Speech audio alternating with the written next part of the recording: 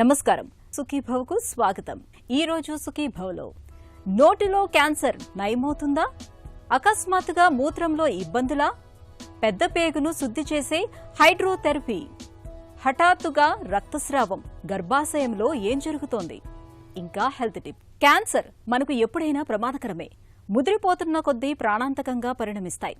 ఏ కారణం లేకుండా వచ్చిపడే క్యాన్సర్లు కొన్నైతే మరికొన్ని మన అలవాట్లు, వ్యసనాల మూలంగా వచ్చిపడుతూ ఉంటాయి. నోటిలో కనిపించే క్యాన్సర్లు అలాంటివే. చుట్ట, బీడి, సిగరెట్, పాన్, జర్దా, కిడ్నీ వంటి అలవాట్ల కారణంగా నోటిలో క్యాన్సర్లకు బీజాలు పడుతుంటాయి. నిర్లక్ష్యం చేస్తే ప్రాణాంతకంగా పరిణమించే నోటి క్యాన్సర్ల విషయంలో మనకు ఎలాంటి అవగాహన అవసరమో, నోటిలో క్యాన్సర్లకు ఎలాంటి చికిత్స తీసుకోవాలో డాక్టర్ని అడిగి ఇప్పుడు తెలుసుకుందాం.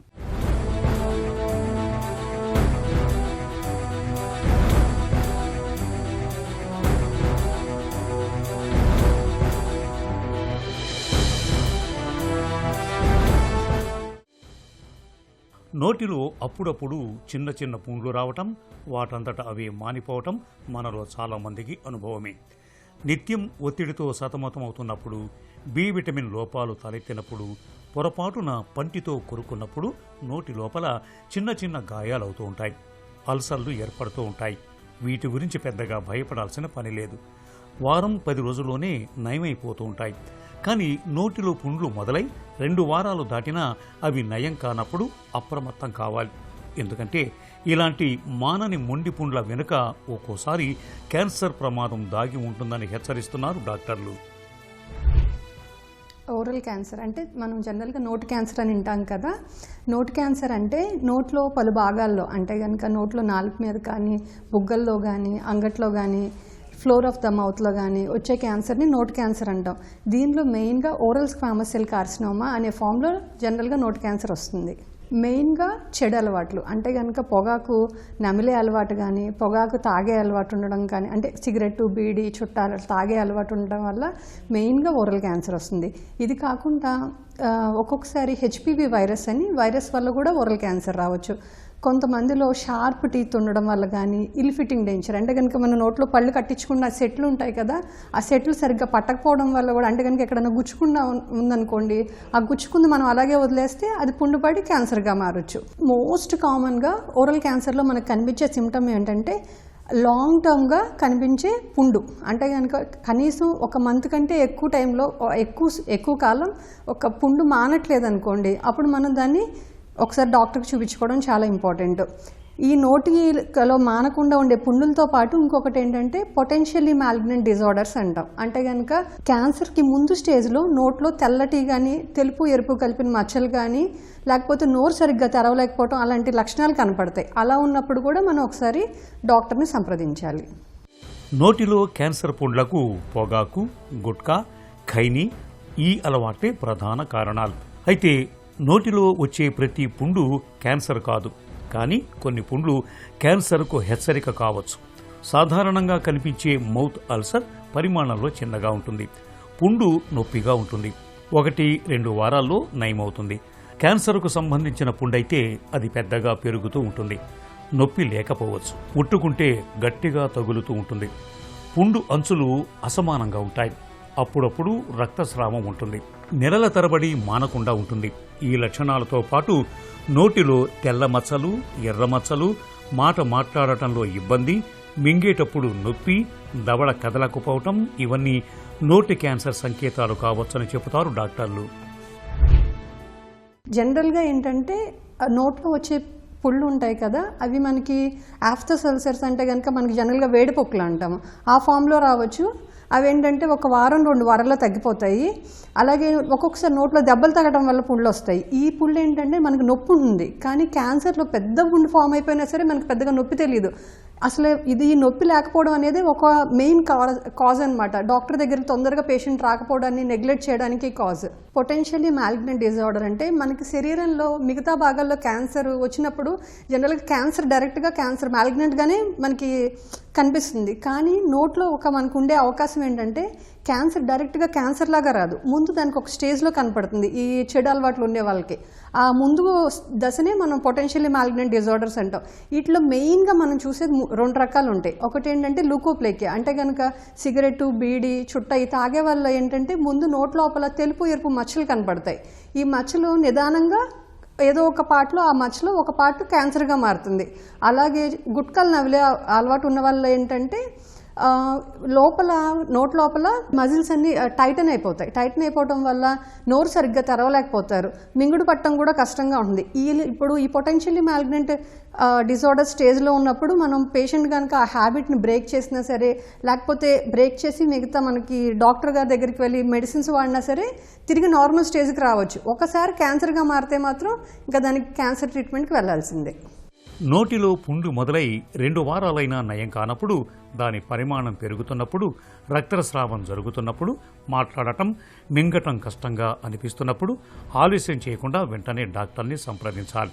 ఏ క్యాన్సర్నైనా తొలి దశలో గుర్తించటం అనేది ప్రధానమైనది. దాని మీద ఆధారపడే క్యాన్సర్ నయమవుతుందా లేదా అనే విషయం నిర్ధారణ అవుతుంది. ఎండోస్కోపీ, ఎక్స్రే, సిటీ స్కాన్ లాంటి ప్రాథమిక పరీక్షల ద్వారా, అలాగే స్క్రీనింగ్ చేయటం ద్వారా క్యాన్సర్లను తొలి దశలోనే గుర్తించవచ్చు. ఆపై కణితి పరిమాణం బట్టి సర్జరీ చేయాలా, లేక రేడియేషన్ అవసరమవుతుందా, లేదంటే కీమోథెరపీ చేయాలా అనే విషయాన్ని డాక్టర్లు నిర్ణయిస్తారు. కొన్నిసార్లు 2-3 చికిత్సల కలయిక కూడా అవసరం పడవచ్చు. ఓరల్ క్యాన్సర్కి మెయిన్గా ఏంటంటే హిస్టరీ, పేషెంట్కి ఏమైనా హ్యాబిట్స్ ఉన్నాయా అనే హిస్టరీ, ఎంతకాలం నుంచి పుండు ఉంటుంది, ఆ తర్వాత ఎగ్జామినేషన్, అసలు ఎంత పెద్దగా ఉంది ఏంటి అని చూస్తాం. అన్నిటికంటే ముందు మనకి ఓరల్ క్యాన్సర్ డయాగ్నోసిస్కి ఇంపార్టెంట్ ఏంటంటే ముక్క పరీక్ష అనమాట. ఆ క్యాన్సర్ భాగం నుంచి చిన్న ముక్క తీసి మనం పరీక్షకు పంపిస్తాం. అక్కడ క్యాన్సర్ నిర్ధారణ అయితే కనుక అది మనకి గోల్డ్ స్టాండర్డ్ అనమాట క్యాన్సర్ నిర్ధారణకి. అలా కాకుండా ఒకసారి క్యాన్సర్ నిర్ధారణ అయ్యాక అది ఎంతవరకు పాకింది అనే దానికి, అంటే లింఫ్ నోడ్స్ ఇన్వాల్వ్ అయినాయా అని తెలుసుకోవడానికి మనం ఫైన్ నీడిల్ యాస్పిరేషన్ అలా చేస్తాం. అలాగే ఇతర భాగాలకు పాకిద్దా లేదా అని చూడటానికి పెట్ స్కాన్ అయితే ఇస్తాం. మెయిన్ గోల్డ్ స్టాండర్డ్ మాత్రం ముక్క పరీక్షే. ట్రీట్మెంట్ ఆప్షన్స్ మెయిన్గా 3 రకాలుగా ఉంటుంది. ఒకటి ఏంటంటే సర్జరీ, ఇంకొకటి రేడియేషన్ థెరపీ, ఇంకొకటి కీమోథెరపీ. ఈ ఏ ట్రీట్మెంట్ ముందు అంటే ఫస్ట్ సర్జరీకి వెళ్తామా, ఫస్ట్ రేడియోథెరపీకి వెళ్తామా, లేకపోతే ఓన్లీ సర్జరీ చేస్తామా, ఇవి దేని మీద ఆధారపడి ఉంటాయంటే పేషెంట్ వయసు మీద. అంటే బాగా పెద్ద వయసు వాళ్ళు అనుకోండి, వాళ్ళు సర్జరీ టాలరేట్ చేయలేరు అనుకోండి, అప్పుడు సిమ్టమాటిక్గా ఓన్లీ రేడియేషన్ థెరపీ, ఆ తర్వాత కీమోథెరపీ మైల్డ్గా అట్లా ఇస్తాం అనమాట. అలాంటి ట్రీట్మెంట్స్కి వెళ్ళొచ్చు. లేదు క్యాన్సర్ ఏ పార్ట్లో వచ్చిందనేది, ఇప్పుడు posterior part of the palate అంటే కనుక మనకి అంగట్లో వెనక భాగంలో వచ్చిందనుకోండి, ఆ ప్లేస్లో సర్జరీకి వెళ్ళటం కష్టం. సో పేషెంట్ మీద, అలాగే మనకి ఈ క్యాన్సర్ ఎక్కడ వచ్చింది అనేది అట్లా ఇతర కొన్ని విషయాలు ఉంటాయి, వాటి మీద మన ట్రీట్మెంట్. కాకపోతే మెయిన్గా వెళ్ళేది మాత్రం సర్జరీ, రేడియోథెరపీ, కీమోథెరపీ. వీటిని కాంబినేషన్ థెరపీలో ఇట్లా ఏదో కాంబినేషన్ తీసుకుని మనం ట్రీట్మెంట్కి వెళ్తాం. నోటిలో క్యాన్సర్ అని తెలిసిన వెంటనే భయపడాల్సిన పని లేదు. ప్రారంభ దశలో గుర్తిస్తే చిన్న శస్త్రచికిత్సతోనే నోటిలో క్యాన్సర్ కణితులను పూర్తిగా తొలగించవచ్చు. పెద్ద పెద్ద ఆపరేషన్లు, రేడియేషన్ వరకు వెళ్లకుండానే కణితులకు చికిత్స చేయొచ్చు. ఆపై అందరిలాగే సాధారణ జీవితాన్ని కొనసాగించవచ్చు. ఇక నోటిలో క్యాన్సర్లను నివారించుకోవటం అన్నది మన చేతుల్లోనే ఉంది. అన్నిటికంటే ముఖ్యంగా పొగాకు ఉత్పత్తులకు దూరంగా ఉండాలి. మద్యం జోలికి వెళ్లకూడదు. ఈ జాగ్రత్తలు నోటి క్యాన్సర్ ప్రమాదాన్ని చాలా వరకు నివారిస్తాయి. మూత్ర విసర్జన సాఫీగా జరుగుతున్నంత వరకు మనకి ఏ ఇబ్బంది ఉండదు. కానీ కొన్నిసార్లు అనుకోకుండా అకస్మాత్తుగా మూత్రం పోయడంలో ఇబ్బందులు ఎదురవుతూ ఉంటాయి. మూత్రం బయటకు రాకుండా ఆగిపోవటం, మూత్రం కొద్దిగా రావటం, మూత్రం పోస్తున్నప్పుడు భరించలేనంత మంటగా ఉండటం, ఇవన్నీ మనల్ని భయపెట్టే లక్షణాలే. హఠాత్తుగా తలెత్తే ఈ ఇబ్బందుల వెనుక చాలా కారణాలే ఉంటాయని చెబుతారు నిపుణులు. సడన్ యూరినరీ ఎమర్జెన్సీగా పిలిచే ఈ సమస్యల గురించిన పూర్తి వివరాల్ని ఇప్పుడు తెలుసుకుందాం. మూత్రం పోయడంలో కష్టాలు అంటే మూత్ర విసర్జన సరిగా రావట్లేదు. మూత్రం పోయడానికి వెళ్తాం, చాలా కష్టంగా వస్తుంది, చాలా స్లోగా వస్తుంది, చాలా ముక్కిపోయాల్సి వస్తుంది, చాలాసేపు పడుతుంది. ఇది ఒక వయసు దాటిన వాళ్ళలో చాలా సహజంగా చూస్తూ ఉంటామండి. మోస్ట్ కామన్ కారణం ఏమిటి అంటే మూత్రనాళంలో, అంటే బ్లాడర్ నుంచి మూత్రనాళం ఆ ముందు భాగంలో ప్రాస్టేట్ అనే గ్రంథి పెరగడం వల్ల. సో ఈ ప్రాస్టేట్ అనేది మామూలుగా 45-47 వయసు దాటిన తర్వాత స్లోగా పెరుగుతూ పోతుంది. ఆ పెరిగిన దానివల్ల ఆ నాళంలో మూత్ర విసర్జనకి కొంచెం అడ్డుపడతా ఉంటుంది. ఈ అడ్డుపడిన దానివల్ల వారి ఫ్లో అనేది తగ్గిపోయి, ఇంతకుముందు దూరంగా పడేది ఇప్పుడు దగ్గరే పడుతుంది. ఇంతకుముందు అంతా ఒక్కసారిగా వచ్చేది ఇప్పుడు కొంచెం వచ్చి ఆగి మళ్ళీ కొంచెం వచ్చి ఆగి మళ్ళీ కొంచెం రావడం జరుగుతుంది. ఒకసారి ముక్కినా కానీ ఫ్రీగా రాకపోవచ్చు, ఒక్కోసారి మంట పుడుతూ ఉంటుంది. పోసిన తర్వాత కూడా నేను ఇంకా పోస్తే బాగుండేమో, నాకు లోపల ఇంకా ఉన్నట్టే అనిపిస్తూ ఉంది, ఈ విధంగా కంప్లైంట్స్ చెప్తా ఉంటాయి. ఏమేం కారణాలు ఉండొచ్చు? ఇంకా వయసు పెరిగిన వాళ్ళలో క్యాన్సర్ ప్రాస్టేట్ అన్న కావచ్చు. కొంతమందికి 50 ఏళ్ల వయసులో ఉన్న వాళ్ళకి స్ట్రిక్చర్ ఉరత్ర అంటాం, అంటే మూత్రం వచ్చే నాళం సన్నగైపోయేసి ఆ మూత్రం సరిగా రాకపోవచ్చు, దానికి ఏదైనా ఆపరేషన్ చేసి సరి చేయడం జరగచ్చు. ఒకసారి స్టోన్ అడ్డం పడిన దానివల్ల కూడా కావచ్చు. సో ఈ 4 కారణాలు మోస్ట్ కామన్ అండి. కానీ మనం తెలుసుకోవాల్సింది బినైన్ ప్రాస్టేటిక్ హైపర్ట్రఫీ, అంటే non cancerous enlargement of the prostate, అది most common reason. So problem కొంచెం మైల్డ్గానే ఉందనుకోండి. ఈ మధ్య కాలంలో మంచి మెడికేషన్స్ వచ్చాయి, ఆల్ఫా బ్లాకర్స్ అంటాం, దానివల్ల మీకు యూరిన్ ఫ్రీగా రావడం అనేది జరగచ్చు.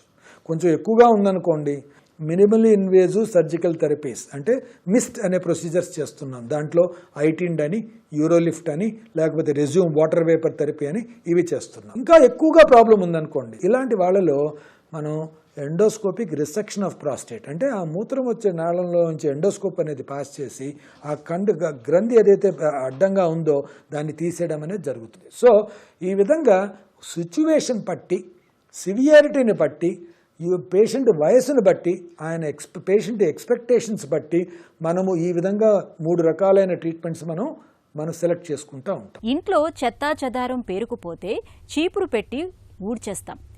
ఇదే సూత్రం మన ఒంటికి వర్తిస్తుంది.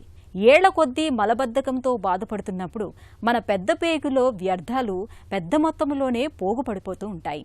ఇలాంటప్పుడు డాక్టర్లు చాలా సందర్భాల్లో ఎనిమాను సిఫార్సు చేస్తూ ఉంటారు. అయితే ఇటీవలి కాలంలో ఎనిమా కంటే సౌకర్యవంతమైన హైడ్రోథెరపీ మనకు అందుబాటులోకి వచ్చింది. పెద్ద పేగును శుద్ధి చేసే కోలన్ హైడ్రోథెరపీ గురించిన పూర్తి వివరాల్ని ఇప్పుడు తెలుసుకుందాం.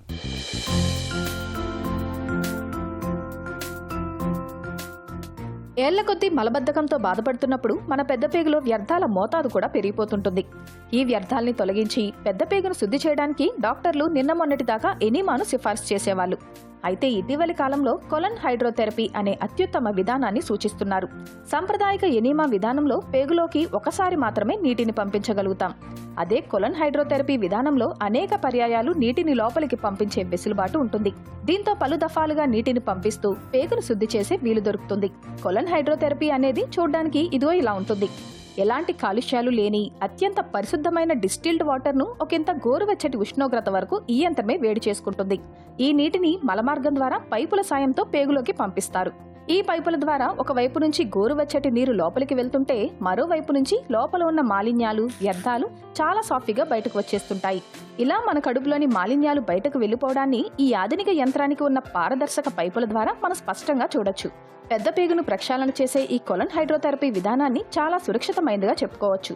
ఈ ప్రక్రియలో ఎంతో కాలంగా పెద్ద పేగులో పేరుకుపోయిన వ్యర్థాలన్నీ బయటకు వెళ్లిపోవడంతో పేగు బాగా శుభ్రపడుతుంది. అయితే కొలన్ హైడ్రోథెరపీ విధానాన్ని డాక్టర్లు అందరికీ సిఫార్సు చేయరు. గర్భిణీలకు, పేగుపూత సమస్యలు, పైల్స్, గుండె జబ్బులు, క్యాన్సర్లతో బాధపడే వారికి ఈ విధానం అంత సురక్షితం కాదు. ఋతుచక్రం మొదలైన తర్వాత నెల నెల రక్తస్రావం జరగటం సాధారణమే. అయితే నెలసరితో నిమిత్తం లేకుండా కొంతమందిలో నెల మధ్యలో హఠాత్తుగా రక్తస్రావం కనిపిస్తూ ఉంటుంది. కొంతమందికి మెనోపాజ్ తర్వాత కూడా రక్తస్రావం కనిపిస్తూ ఉంటుంది. అయితే ఇలా ఋతుచక్రంతో నిమిత్తం లేకుండా కనిపించే రక్తస్రావాన్ని సీరియస్గా తీసుకోవాల్సిందే. ముఖ్యంగా మెనోపాజ్ తర్వాత కనిపించే రక్తస్రావం మరింత ప్రమాదకరమని చెబుతారు డాక్టర్లు. నెలసరితో నిమిత్తం లేకుండా కనిపించే రక్తస్రావానికి వెనుక కారణాలు, పరిష్కార మార్గాల గురించి డాక్టర్ని అడిగి ఇప్పుడు తెలుసుకుందాం.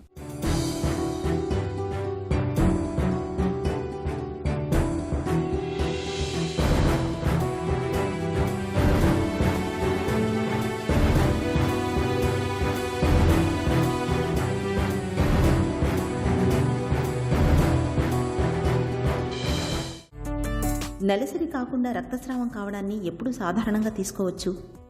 మనకి పీరియడ్స్ కాకుండా బ్లీడింగ్ రావడం నార్మల్ అన్నది ఎప్పుడు అనుకుంటామంటే ఓవులేషన్ అయినప్పుడు కరెక్ట్ మనకి 12th to 16th డే మధ్యలో ఎప్పుడన్నా ఓవులేషన్ అయినప్పుడు కొంచెం బ్లీడింగ్ రావడం అన్నది normal.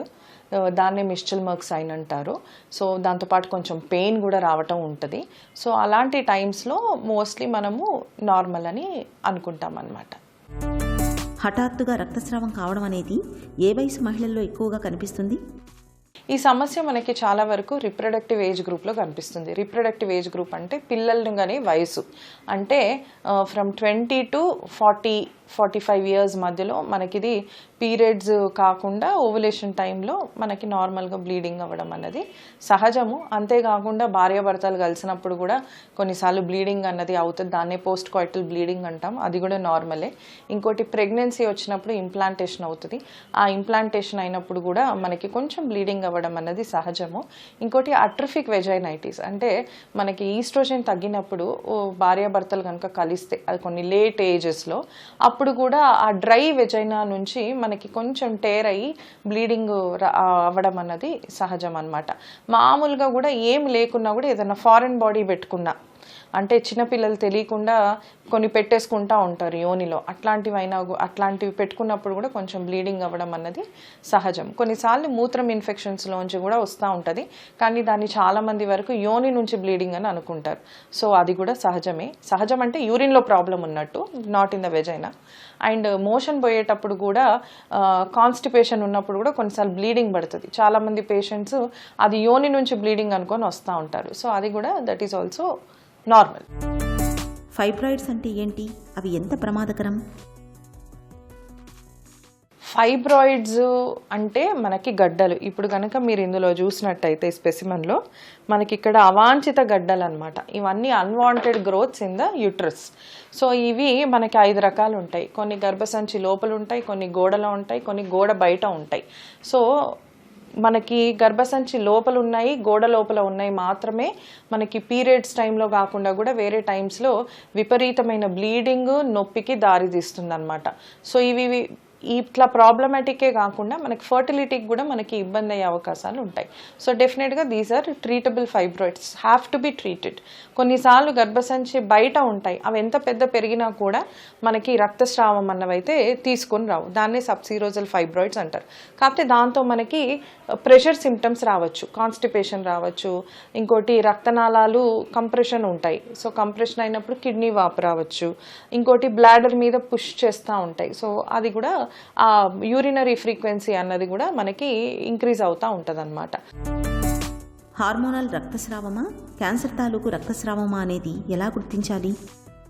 First symptoms, overall symptoms చూసుకోండి. ఒబెసిటీ ఉందా, ఫ్యామిలీ హిస్టరీ ఉందా, మనకి ఏమంటారు పీసీఓడి తాలూకు సిమ్టమ్స్ చాలా ఎక్కువగా ఉన్నాయా, అండ్ ఆల్సో కొన్నిసార్లు గర్భసంచి లోపల గడ్డలు అల్ట్రాసౌండ్లో అపియరెన్స్ కూడా కొంచెం తేడాగా ఉందా.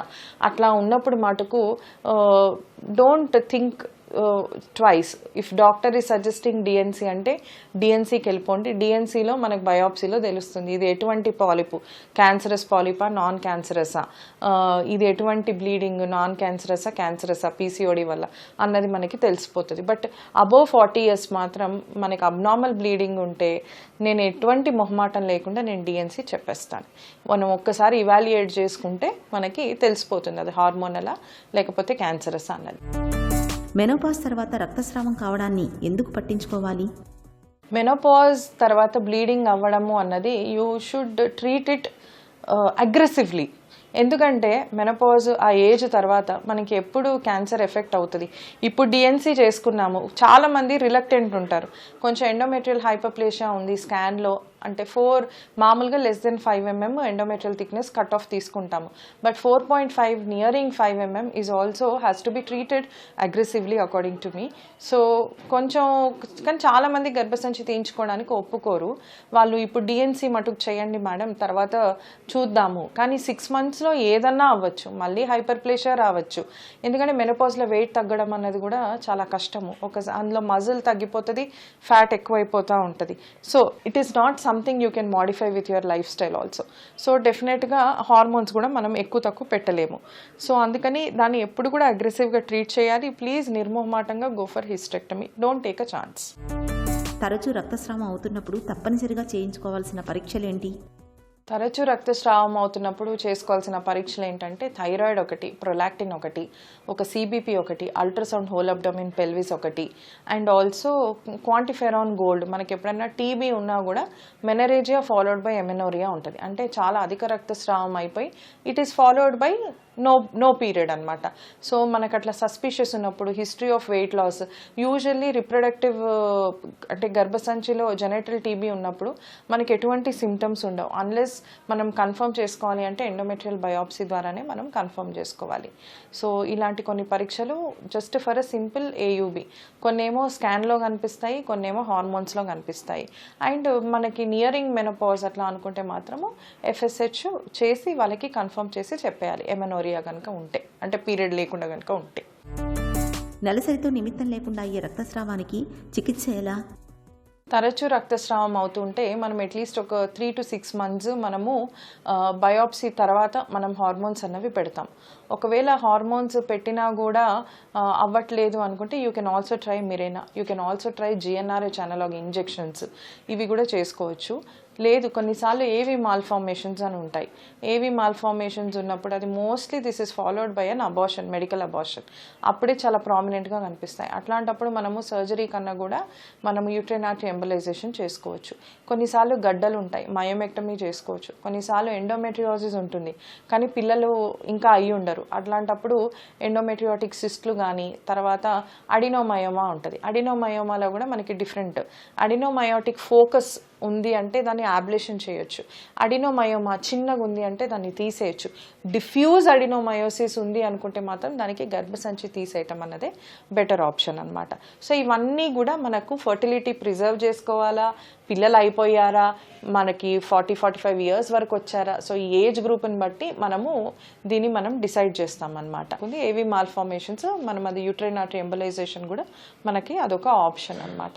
సో ఎప్పుడైతే ఫెయిల్డ్ మెడికల్ మేనేజ్మెంట్ ఉంటుందో, కన్జర్వేటివ్ మేనేజ్మెంట్ ఉంటుందో అప్పుడు మనము సర్జికల్ ఆప్షన్కి మనం వెళ్ళొచ్చు అనమాట. నెలసరితో నిమిత్తం లేకుండా కనిపించే రక్తస్రావం ఎప్పుడైనా ప్రమాదమే. ముఖ్యంగా మెనోపాజ్ తర్వాత కనిపించే రక్తస్రావం వెనుక చాలా వరకు క్యాన్సర్ కారణంగా ఉండే అవకాశం ఉంటుంది. కాబట్టి తరచూ రక్తస్రావం కనిపిస్తున్నప్పుడు ఆలస్యం చేయకుండా వెంటనే తగిన వైద్య సాయం పొందాలి. ఇక ఈరోజు కార్యక్రమాన్ని ముగించే ముందు ఒక చిన్న చిట్కా మీకోసం. హై బీపీతో బాధపడుతున్నప్పుడు నిత్యం అవిసె గింజల్ని ఏదో ఒక రూపంలో తీసుకోవడాన్ని అలవాటు చేసుకోండి. వీటిలో ఒమేగా-3 ఫ్యాటీ కొవ్వులు, యాంటీ ఆక్సిడెంట్లు దండిగా ఉంటాయి. ఇవి రక్తపోటును చక్కగా అదుపులో ఉంచుతాయి. అంతేకాదు రక్తంలో కొలెస్ట్రాల్ను కూడా తగ్గిస్తాయి.